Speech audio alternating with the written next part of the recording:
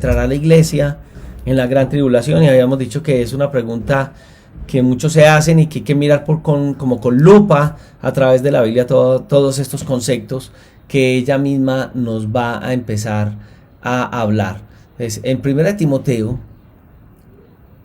capítulo 4, versículo 16, la misma escritura dice: ten cuidado de ti mismo y de la doctrina, y dice: persiste en esto, pues haciendo esto te salvarás a ti mismo y a los que te oyeren. Muy bien, entonces antes de nosotros seguir adelante tenemos que definir algunas cosas. Lo primero que hay que definir sería el concepto de el término concepto de rapto. ¿Qué es el rapto?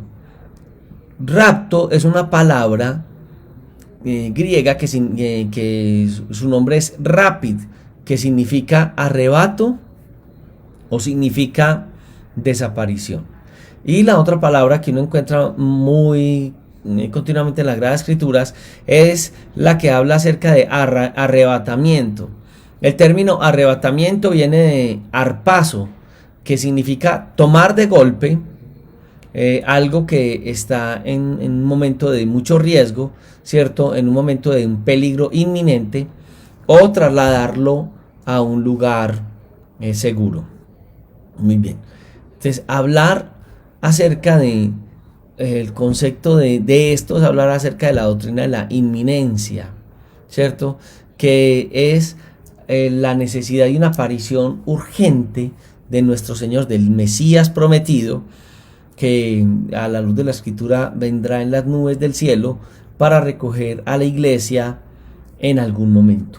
El concepto de tribulación se refiere a un periodo de 7 años que se van a cumplir en un periodo de 490 años, o para completar un ciclo que nosotros habíamos visto en Daniel de 490 años, que es el cumplimiento de la 70 semana profética que está hablándonos Daniel, ¿cierto? Y que es algo que tiene que ver mucho con el pueblo de Israel y que va a suceder, los eventos van a suceder en lugares como Jerusalén, porque la Biblia habla de un momento donde se tiene que poner fin al pecado de la humanidad y tiene que instaurarse un reino que es de 1000 años, que es conocido como el milenio, y que nosotros lo vamos a ir mirando a través de las Sagradas Escrituras. Cuando empezamos a hablar de Daniel, nos dimos cuenta que ya hubo un cumplimiento de 483 años, o lo que es las 69 semanas proféticas de años, que cada una tienen un cumplimiento, ¿cierto? Entonces, cuando estamos mirando esto, estamos mirando que hay una necesidad de entrar a la semana 70, que son como 7 años que empiezan a suceder y que van a comenzar con el arrebatamiento de la iglesia al cielo y 7 años de pruebas aquí en la tierra. Bueno, vamos a mirar algunas pruebas que refutan el arrebatamiento de la iglesia, no al comienzo de la tribulación, sino en la mitad de la tribulación, que algunos le llaman mid-tribulación. Muy bien.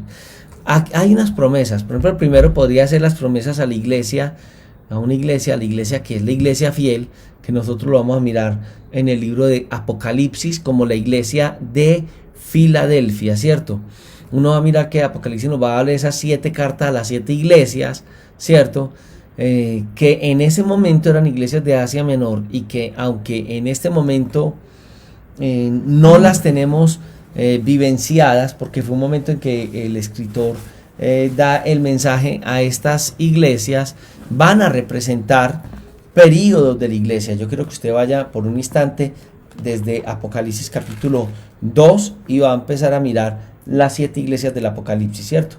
Dice en capítulo 2, para hablar de estas iglesias, y hay algo tremendo, porque acuerda de que Apocalipsis comienza hablando acerca de las cosas del presente, dice las cosas que son. En ese momento era lo que Dios quería hablar a través del apóstol a las iglesias presentes. Entonces hay un mensaje que habla de la iglesia de Éfeso, que ha sido comparada con la iglesia al final de la era apostólica, eso más o menos en el año 100. Pero también nosotros vamos a mirar El segundo mensaje, que es el mensaje a la iglesia de Esmirna, y la iglesia de Esmirna va a representar la iglesia en ese momento, pero también nos va a representar de la iglesia hacia la época de la persecución. Hay una tercera carta, que es la carta a la iglesia de Pérgamo, que es la iglesia comprometida con el mundo. El cuarto mensaje va a estar por allá en el versículo 18 del capítulo 2 de Apocalipsis, y nos va a hablar acerca del mensaje de la iglesia de Tiatira, que es una iglesia idólatra, y hoy estamos viendo el periodo donde la iglesia se contamina en ese aspecto. Y también entonces vamos a mirar en el capítulo 3 la quinta iglesia, que es la iglesia de Sardis. Hay un mensaje a esta iglesia de Sardis, y ha sido también vista como la iglesia muerta, pero en medio de ella un remanente fiel. En el versículo 7 del capítulo 3 de Apocalipsis vamos a mirar entonces el mensaje a la iglesia de Filadelfia, que es la iglesia del avivamiento.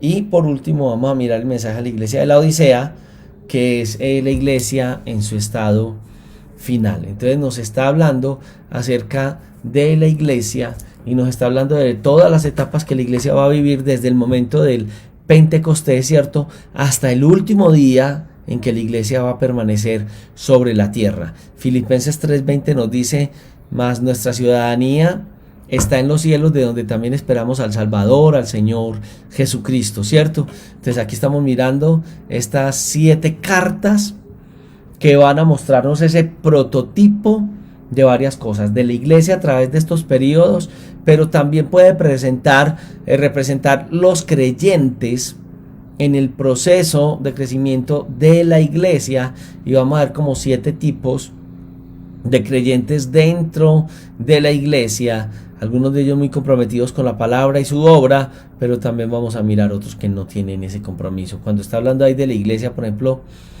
de Filadelfia, está mostrando una iglesia consagrada, una iglesia que es un ejemplo para seguir, un ejemplo en donde los cobardes e hipócritas, ¿cierto?, tienen que estar, se dejan ver a través de esta iglesia que tiene estas características, y la Biblia entonces nos exhorta a la fidelidad para escapar de toda la maldad del mundo y esperar el glorioso arrebatamiento que ella misma está describiendo.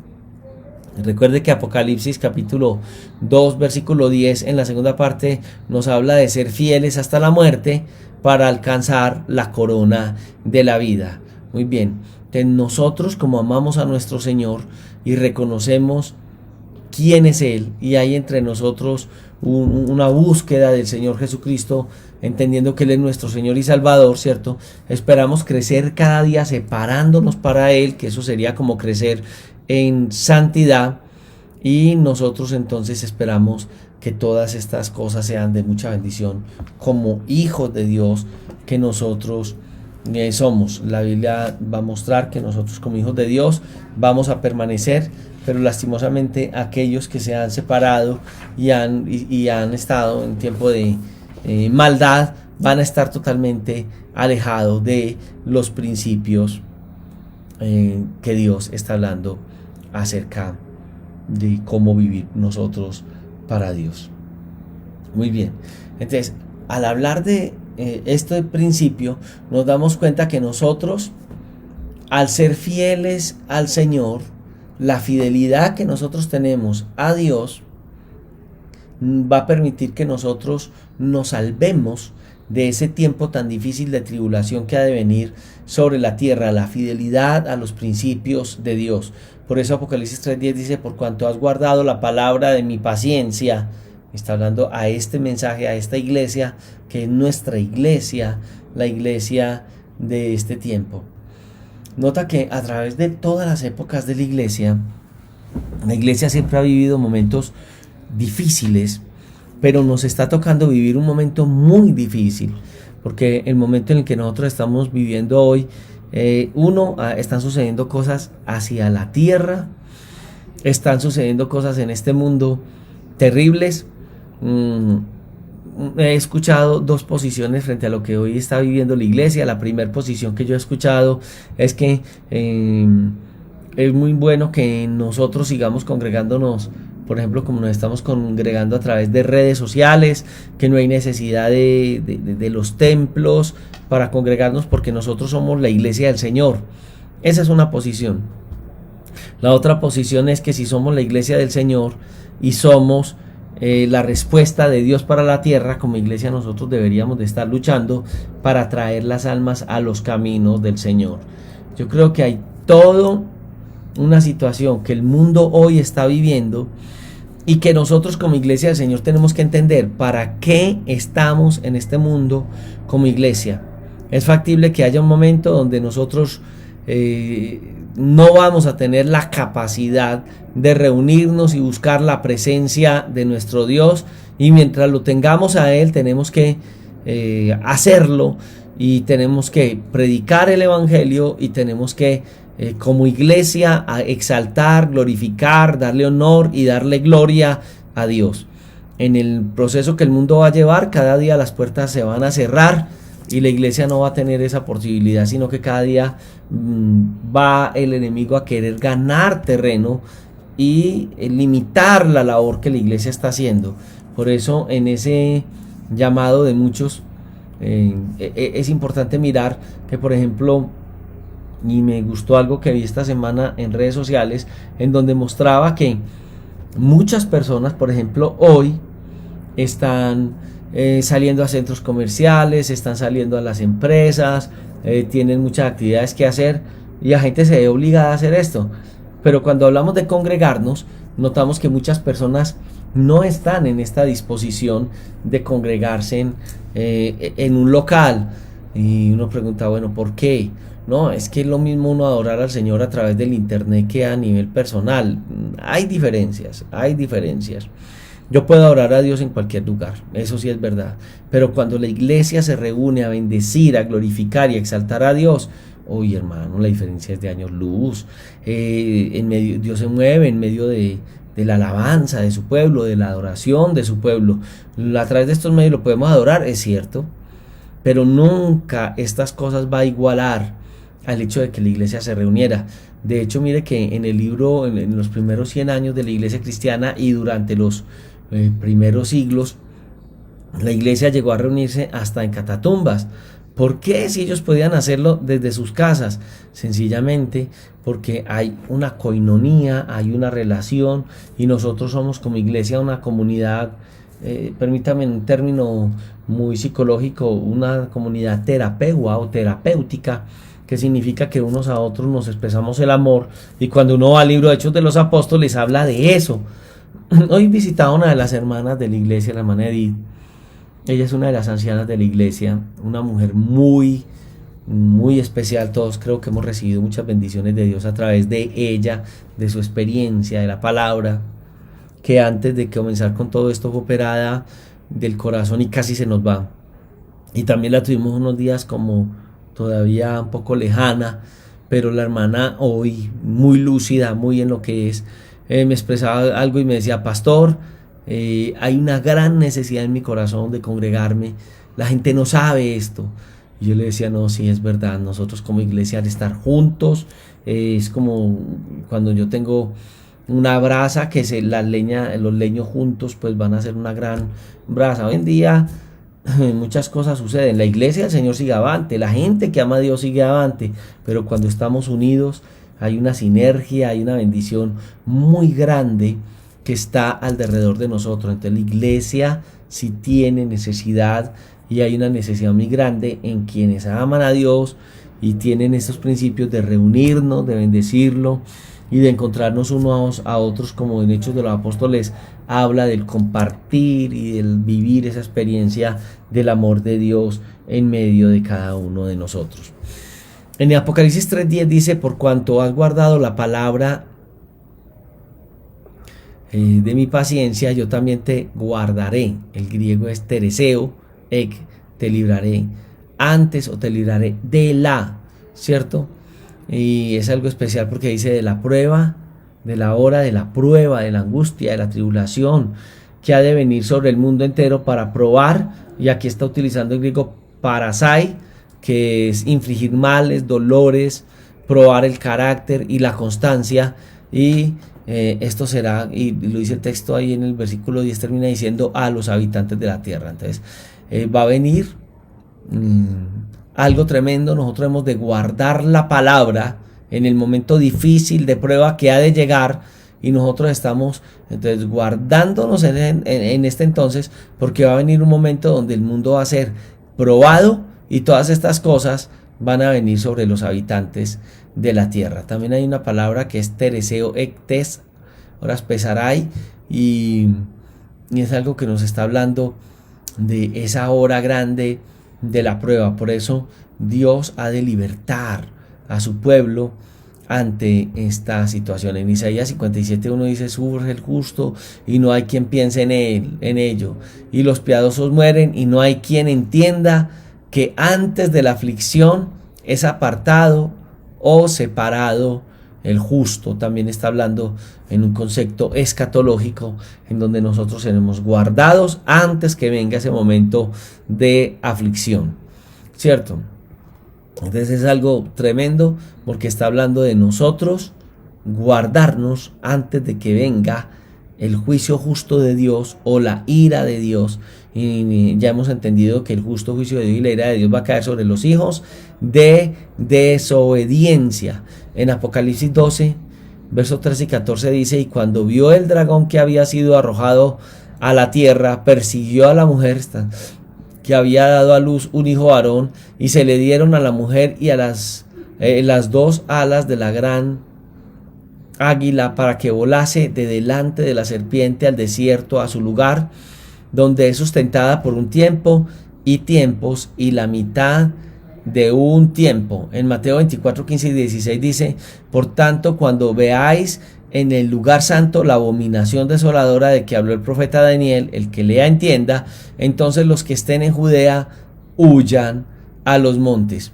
Entonces uno mira estos dos textos y no se va a dar cuenta que esta mujer, que Israel será sustentado, será protegido en medio de la prueba que el Señor va a colocar, y está hablando acerca de la tribulación y de la gran tribulación. Pero también ve uno que la iglesia es liberada de la tribulación, y con mucho más razón pues va a ser liberada de la gran tribulación.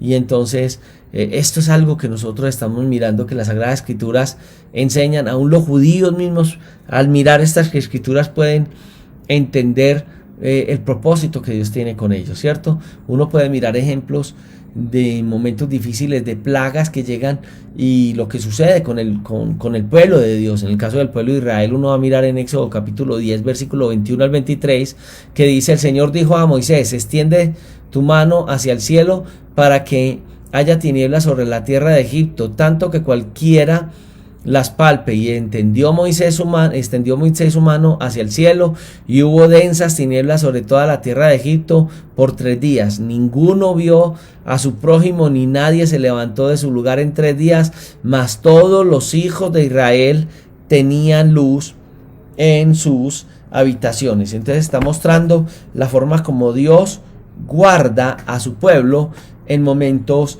de castigo, en momentos de tribulación sobre la tierra. Dios promete cosas especiales, promete guardarnos en el momento de la angustia, en el momento de la tierra, de la prueba sobre la tierra. Muy bien, necesitamos entender que Dios, a través de su mano, va a obrar de una manera muy especial, y que nos va a guardar de una manera, de esa manera, a cada uno de nosotros.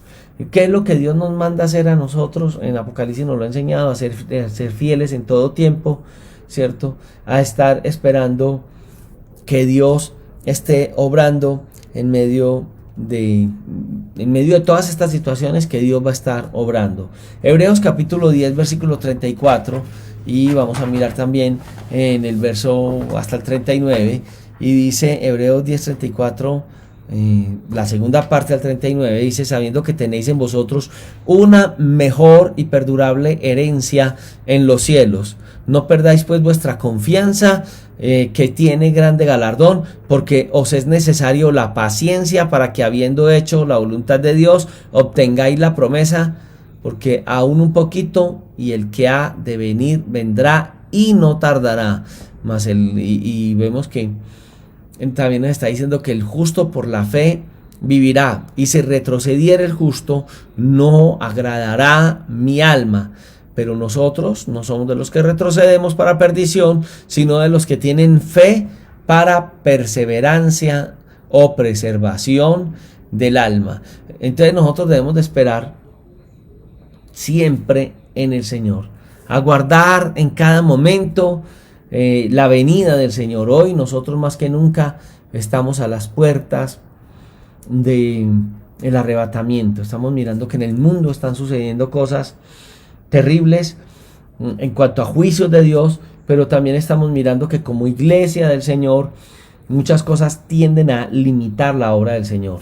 El adorar los niños, el adorar los ancianos, el hecho de que la iglesia como tal se reúna para bendecir y glorificar el nombre de nuestro Dios. Entonces hay muchas cosas que nosotros tenemos por delante y que tenemos que pedirle al Señor que nos ayude. Lucas 21 del 34 al 36 dice: mirad también por vosotros mismos que vuestros corazones no se carguen de glotonería, de embriaguez, de los afanes de la vida, y venga de repente sobre vosotros aquel día, porque como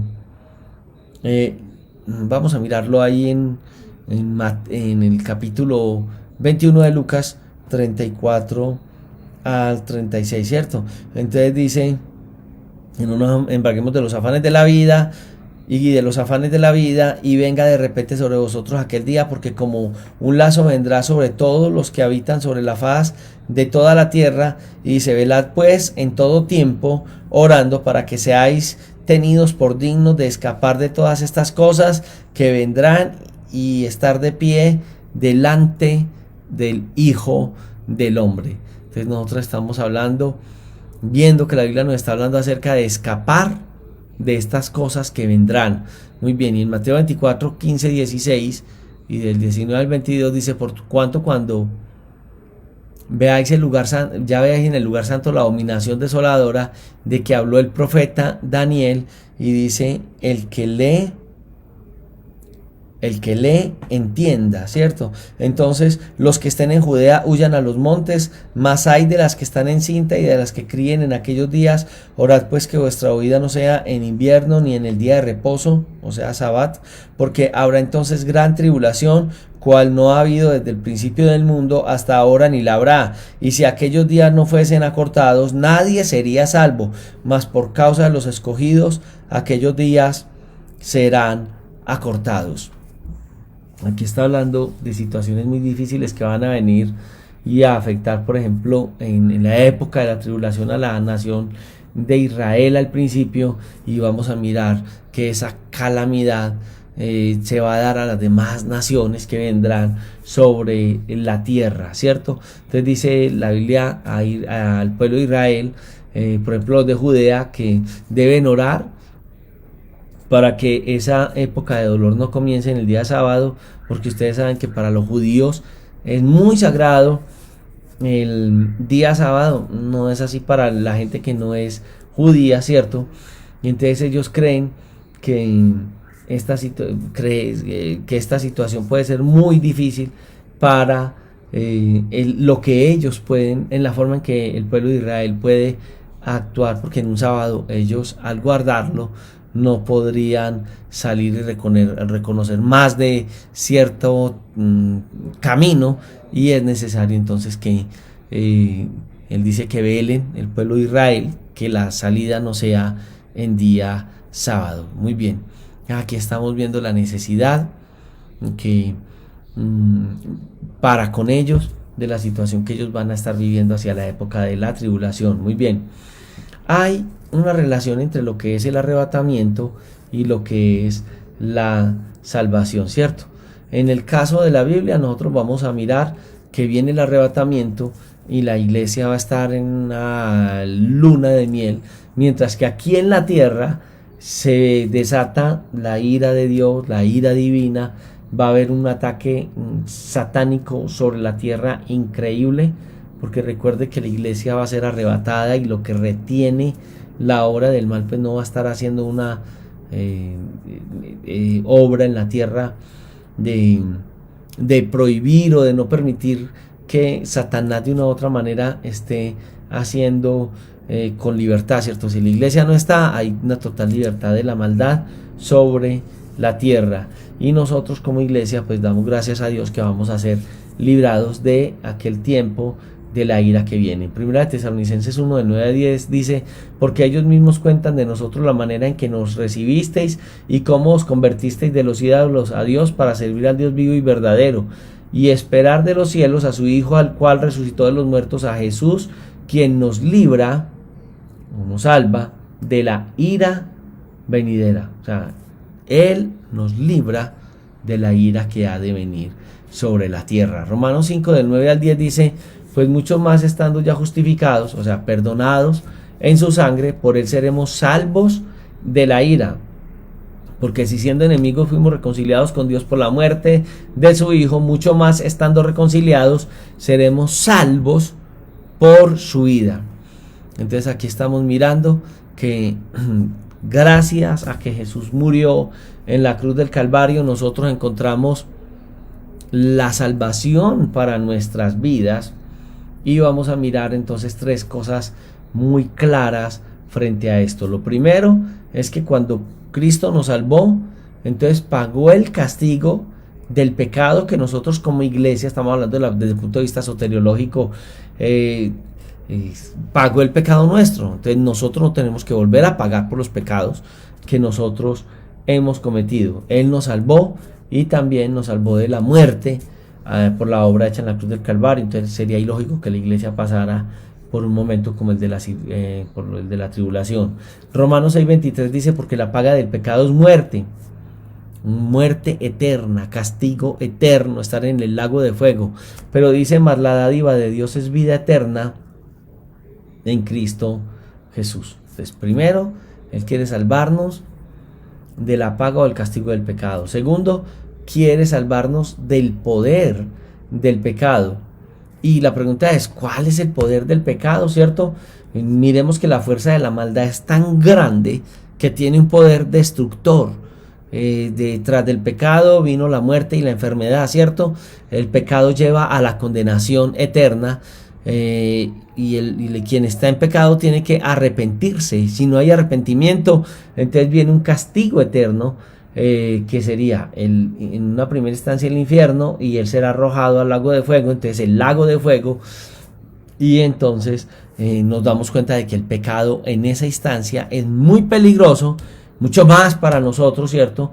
En la parte de nosotros como seres humanos, porque lo que viene no lo podríamos evitar nosotros, es la consecuencia del pecado. La paga del pecado es muerte, pero la dádiva, el regalo de Dios, es vida eterna en Cristo Jesús. Muy bien.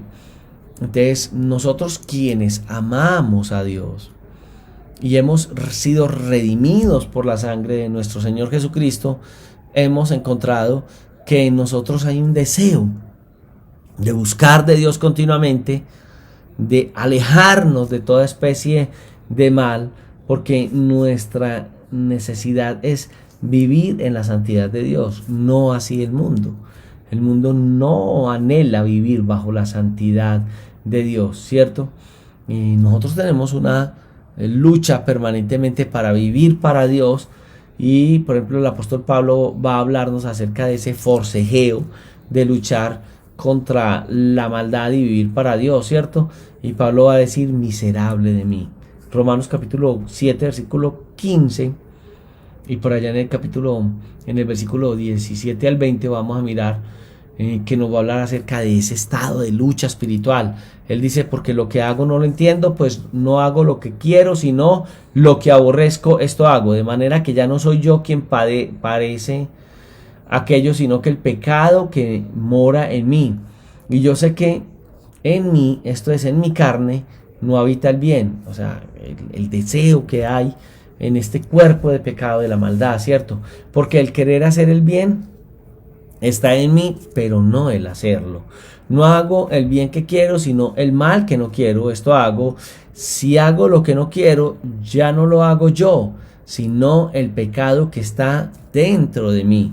Y termina diciendo, miserable de mí, ¿quién me librará de este cuerpo de pecado?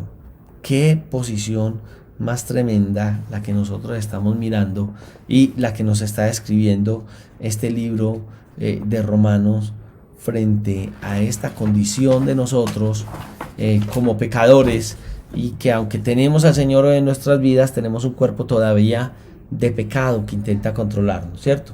Entonces uno se da cuenta que el único remedio para poder enfrentar la maldad es el Espíritu Santo. Qué duro si el Espíritu Santo no existiera, porque siempre el Espíritu Santo es nuestro auxiliador, nuestro ayudador, y ha llegado a nuestras vidas como el resultado o el producto de la salvación, y esto nos lo ha dado a través de la salvación que hemos recibido, pero esa salvación es la obra que Cristo hizo en la cruz del Calvario. Entonces está la obra que Él hizo, también está nuestro consolador o ayudador, que el Señor Jesucristo dice que Él nos ayudará, Él nos guiará a toda verdad. Él es quien nos guía, Él es quien nos da la fuerza espiritual en medio de la situación, y también es quien detiene la obra del mal. En el caso del apóstol Pablo, él nos habla acerca de ese poder transformador de Dios en su vida a través del Espíritu Santo, y él va a hablarnos entonces de esas debilidades que tenía en su carne, y que era necesario que esa influencia del mal sobre su vida se alejara y todos esos impulsos hacia el pecado fueran controlados. ¿Quién puede controlar el pecado en un ser humano? Pues el Espíritu de Dios que Dios nos ha dado, y que gracias al Espíritu Santo nosotros podemos vencer toda especie de mal. Pablo habla de toda esta lucha de la carne en Romanos capítulo 8, versículo 1, y también entre los versículos 5 al versículo 9. Dice: ahora pues ninguna condenación hay para los que están en Cristo Jesús, los que no andan conforme a la carne, sino conforme al Espíritu. Porque los que son de la carne piensan en las cosas de la carne, pero los que son del Espíritu en las cosas del Espíritu. Porque el ocuparse de la carne, la Escritura dice, es muerte, pero el ocuparse del Espíritu es vida y paz, por cuanto los designios de la carne son enemistad contra Dios, porque no se sujetan a la ley de Dios, ni tampoco pueden, y los que viven según la carne no pueden agradar a Dios. Mas vosotros no vivís según la carne, sino según el Espíritu, si es que el Espíritu de Dios, dice la Escritura, mora en vosotros. Y si alguno no tiene el Espíritu de Cristo, no es de él. Porque todos los que son guiados por el Espíritu de Dios son hijos de Dios. Pues no habéis recibido el espíritu de esclavitud para estar otra vez en el temor, sino que habéis recibido el Espíritu de adopción, por el cual clamamos, Abba Padre.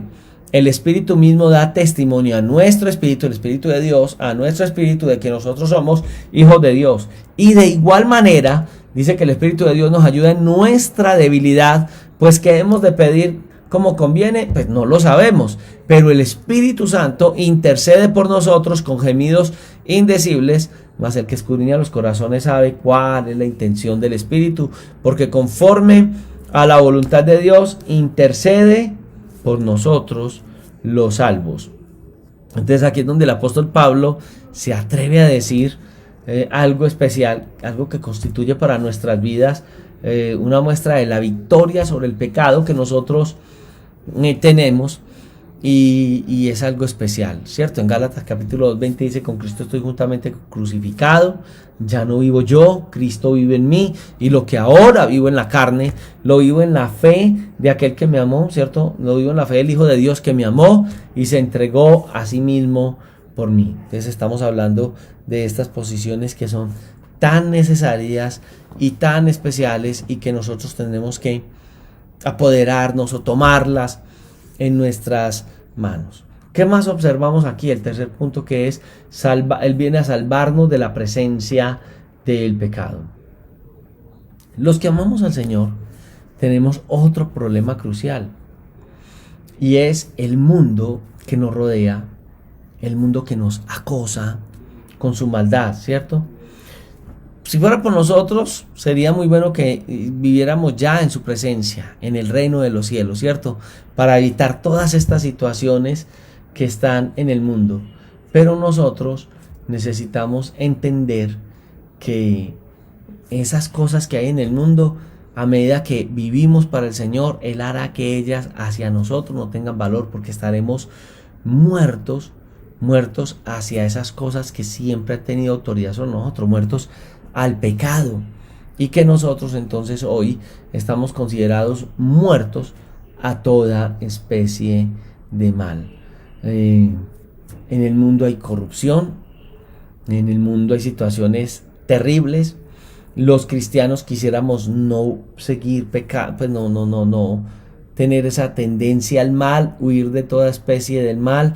Algunos, por eso usted va a notar que muchos creyentes quieren ya estar en el reino de los cielos, pero tenemos que entender que el Señor ha de estar con nosotros en medio de estas situaciones para aprender nosotros a vivir cerca a su presencia, cerca a sus bendiciones y en medio del mal. El mal está presente, pero nosotros vivimos una vida guiada, como lo dice las Sagradas Escrituras, guiada por el Espíritu Santo. Cuando venga el juicio de Dios, nosotros, al igual que lo vamos a mirar en Sodoma y Gomorra, que Dios guardó a esta familia y la saca de aquel lugar. Entonces, al venir el juicio sobre el mundo, ¿cierto?, nosotros vamos a ser protegidos de una manera especial. Lo mismo sucedió en el diluvio. Dios guardó una familia en medio del castigo que venía sobre la tierra, que era el diluvio, porque siempre Dios va a guardar un remanente fiel de su pueblo. Bien, es algo siempre va a hacer Dios. En Lucas capítulo 21, versículo 28 dice: cuando estas cosas comiencen a suceder, erguíos y levantad vuestra cabeza, porque vuestra redención está cerca. Muy bien, entonces estamos hablando que el arrebatamiento es una señal de redención. Hoy hemos sido redimidos, pero esa señal de redención y o salvación es salvación de la ira de Dios, salvación de las consecuencias del pecado, porque alguien ha muerto por nosotros, por nuestros pecados, y ese alguien es nuestro Señor Jesucristo. Entonces aquí ya hay algo especial. Hemos sido redimidos del mal. El mundo va a experimentar momentos muy difíciles y nosotros vamos a tener un traslado en masa, si podemos decir así, que sería ese traslado de la tierra al cielo antes de que el castigo venga sobre la humanidad. Pablo en 1 Tesalonicenses capítulo 5 versículo 7 en 9 al 10 dice: porque no nos ha puesto Dios, y está hablando a los creyentes fieles y obedientes a Dios, para ira, sino para alcanzar la salvación por medio de nuestro Señor Jesucristo, quien murió por nosotros, para que ya que sea que velemos, o sea, estemos atentos y vivos en el momento del arrebatamiento, o que durmamos, o que muramos en Cristo Jesús, ¿cierto?, vivamos, o sea, moremos o habitemos juntamente con Él. Aquí hay cosas muy especiales porque estamos mirando todo lo que el Señor está queriendo para nosotros. Está hablando de morar, habitar o vivir con el Señor, ¿cierto? Hay una pregunta muy clara y muy simple que es: entonces, ¿dónde mora o vive el Señor? La misma Sagrada Escritura nos está mostrando que, por ejemplo, Cristo hoy está en este momento en el reino de los cielos. Hebreos capítulo 1 versículo 10 y 11 dice: y estando ellos con los ojos puestos en el cielo, entre tanto que él se iba, se pusieron, Hechos capítulo 1 versículo 10 y 11. Y estando ellos con los ojos puestos en el cielo, entre tanto que él se iba, he aquí que se pusieron junto a ellos dos varones con vestiduras blancas, los cuales también les dijeron: varones galileos, ¿por qué estáis mirando al cielo? Este mismo Jesús que ha subido al cielo, que ha sido tornado de vosotros al cielo, así vendrá como le habéis visto subir al cielo. Y también nosotros podemos entender que es algo especial porque Jesús está en este momento en una acción en el reino de los cielos. ¿Qué está haciendo el Señor Jesús en este momento en el reino de los cielos? Está preparando mansiones para recibir a los creyentes en la nueva Jerusalén. Mire que Juan capítulo 14 versículos 2 y 3 dice: en la casa de mi Padre, o sea en el cielo, muchas moradas hay. Si así no fuera, yo os lo hubiera dicho. Voy pues a preparar lugar para vosotros, y si me fuere y os prepararé el lugar, o sea, cuando ya esté listo ese lugar que nos van a recibir en el cielo, entonces vendré otra vez y os tomaré a sí mismo y les vendré a recoger, para que donde yo estoy en el cielo, vosotros también estéis. Vamos a mirar también otra pregunta, y es entonces cómo Dios nos va a librar de la ira venidera y nos lleva a este lugar celestial. La obra del Espíritu Santo es especial porque Él nos va a guiar y nos va a hablar a través de la palabra acerca de esto. Dice en Tesalonicenses 4:17, cuando habla acerca del arrebatamiento, dice: luego nosotros los que vivimos, los que hayamos quedado, seremos arrebatados juntamente con ellos en las nubes para recibir al Señor en el aire, y así estaremos siempre con el Señor. Qué bien que nosotros estamos mirando entonces que nosotros seremos recibidos en el aire por el Señor. Primera de Corintios 15 del 51 al 52 dice: he aquí yo os digo un misterio, no todos dormiremos, pero todos seremos transformados en un momento, en un abrir y cerrar de ojos, a la final trompeta, porque se tocará la trompeta y los muertos serán resucitados incorruptibles y nosotros seremos transformados. Muy bien, vamos a analizar un texto de Isaías capítulo 26, versículo 21 al 20 y 21. Y dice: anda, pueblo mío, está hablando de la iglesia, entra en tus aposentos. Aquí es una guianza como hacia la casa del Padre o Nueva Jerusalén. Cierra tras de ti las puertas, escóndete un poquito por un momento. O sea, estamos hablando de este espacio de 7 años aquí, que vamos a estar con Él, en tanto que pasa la ira. O sea, está hablando la tribulación, la indignación de Dios contra los que son rebeldes. Y dice: porque he aquí que el Señor sale de su lugar para castigar al morador de la tierra por su maldad contra él, y la tierra revelará la sangre derramada sobre ella, y no encubrirá ya más a los muertos, a sus muertos. Es una profecía tremenda que cuando la miramos desde este punto escatológico es algo grandísimo. Ahora, Sofonías 2 del verso 2 al 3 dice: antes que venga el efecto del decreto y el día se pase como el tamo, antes que venga sobre vosotros el furor de la ira del Señor, antes que el día de la ira del Señor venga sobre vosotros, buscad a Dios, todos los humildes de la tierra, los que pusiste por obra su juicio, buscad justicia, buscad mansedumbre. Quizás seréis guardado en el día del enojo del Señor. Aquí hay algo que, bueno, voy a hablar de esta partecita y nos dará una gran claridad. Tenemos que entender, hermanos, que nosotros estamos en esta tierra de paso. Nosotros no estamos para acomodarnos en esta tierra. Nosotros estamos para predicar el santo evangelio del Señor. Tenemos que cuidarnos en este momento, pues cuidémonos, pero como iglesia del Señor no podemos parar la vida de oración, no podemos parar el predicar. Muchos de nosotros, en donde estés, en el trabajo, al caminar, hoy que la gente tiene como que una percepción de las cosas espirituales un poquito más grande, es necesario, mi amado hermano, y yo quiero que usted lo sepa en esta hora, que es necesario que nosotros hoy más que nunca hablemos de las grandes verdades de Dios, que hoy nosotros tengamos un corazón totalmente en la búsqueda de Dios. Qué triste he visto en esta época gente que ha sido creyente, pero no entiendo que en medio de la pandemia la gente ha bajado la guardia, en vez de estar altos en la palabra, en la búsqueda, en la oración. Claro, muchas cosas el enemigo ha colocado en el mundo para distracción. El teletrabajo puede ser una distracción. ¿Por qué? Porque así como uno iba a la empresa y trabajaba 6 horas, la gente iba a 6, 8 horas a la empresa, 10 horas, bueno, y salía. En este momento el teletrabajo son 12, 14, 16 horas. Es una forma de que la gente se convierta en máquinas.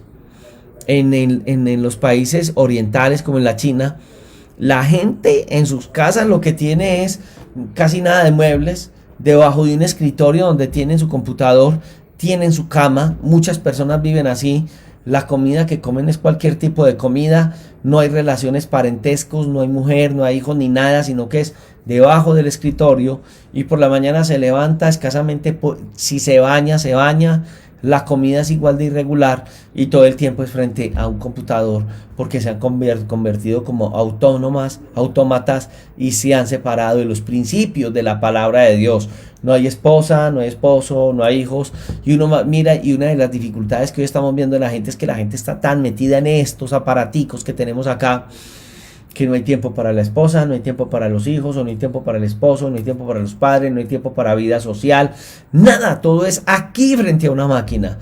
Lastimosamente eso lo vi por allá, pero ahora en medio de lo que estamos viendo de pandemia, estamos encerrados, medrosos en las casas, porque un virus súper pequeño nos tiene en esa situación y no nos damos cuenta de lo que es la redención, la salvación, lo que Dios quiere hacer en nuestras vidas. Tenemos un temor en este momento que nos quiere gobernar. No, hermanos. Tenemos que despertar del sueño en el que nosotros hoy estamos, en el que el enemigo hoy nos ha colocado. Porque si, hermanos, si nosotros seguimos en la misma manera como mucha gente está caminando, les soy honesto, hermano, la gente se está convirtiendo o nos estamos convirtiendo como en unos autómatas, alejados de la bendición, alejados de los principios de Dios, alejados de todo lo que el Señor quiere para cada una de nuestras vidas. Entonces tenemos que pedirle al Señor mucha sabiduría en lo que nosotros estamos o la forma en que nosotros hoy estamos caminando frente a lo que Dios quiere para cada uno de nosotros. Entonces en este momento pidámosle a Dios mucha sabiduría y mucha gracia para nosotros poder entender los propósitos y los planes que Dios tiene para cada uno de nosotros, ¿cierto? Entonces nosotros tenemos que caminar cada día de acuerdo a la bendición de Dios. Lo que ocurre hoy con la humanidad es que la humanidad está en un vaho, alejada de todos los principios de Dios, y el adversario viene haciendo esas cosas para que la gente se distraiga. Uno ve que la gente entonces va a tener una distracción, de una u otra manera va a ser más cansancio frente a estas cosas y no nos damos cuenta que, como dice la escritura, hay que aprender a tener un espacio para todas las cosas. Por eso las Sagradas Escrituras, hablando de esto, nos va a decir que todo tiene su tiempo debajo del cielo. Todo tiene su tiempo bajo el sol. Muy bien. En Amós capítulo 3, versos 6 al 8 se dice: se tocará la trompeta en la ciudad y no se alborotará el pueblo. Habrá algún mal en la ciudad, el cual el Señor no haya hecho, porque no hará nada al Señor sin que revele sus secretos a los profetas. Si el león ruge, ¿quién no temerá? Si habla el Señor, ¿quién no profetizará? Hoy Dios nos está hablando. Hoy las situaciones que se están viviendo, más que nunca, hoy la iglesia debe de estar preparada. Más que nunca la iglesia hoy debe de estar buscando la presencia de Dios. El hecho de no congregarnos en algún momento puede ser peligroso. ¿Por qué? Porque la iglesia, por ejemplo, hablemos de una comunidad como Palabra y Renovación. ¿Cuántos de los hermanos de la iglesia en este momento están viendo las novelas? Y no solo eso, o sea, su vida espiritual no es igual que antes.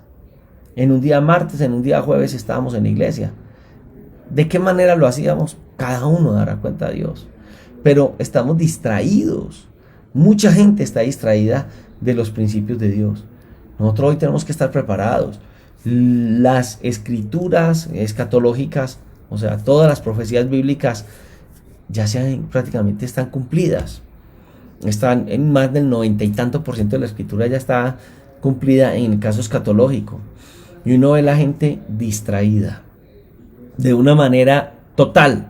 hacia las cosas de Dios en general. Estamos hablando en general. Muchas personas, si estuviera en la congregación, se congregarían. De resto no lo están haciendo. A través de estos medios no lo están haciendo. Y si se está hablando de algo que no nos gusta, pues hombre, paso el canal. Busco a otro predicador que hable lo que yo quiera hablar. Es más, como están los títulos, entonces yo voy a buscar los títulos de las predicaciones que son, y no voy a entender que Dios va a hablarme. Y si yo, por ejemplo, estoy en una comunidad, Dios va a hablar a través de los hermanos, Dios va a hablar en la iglesia, Dios va a utilizar al pastor. No.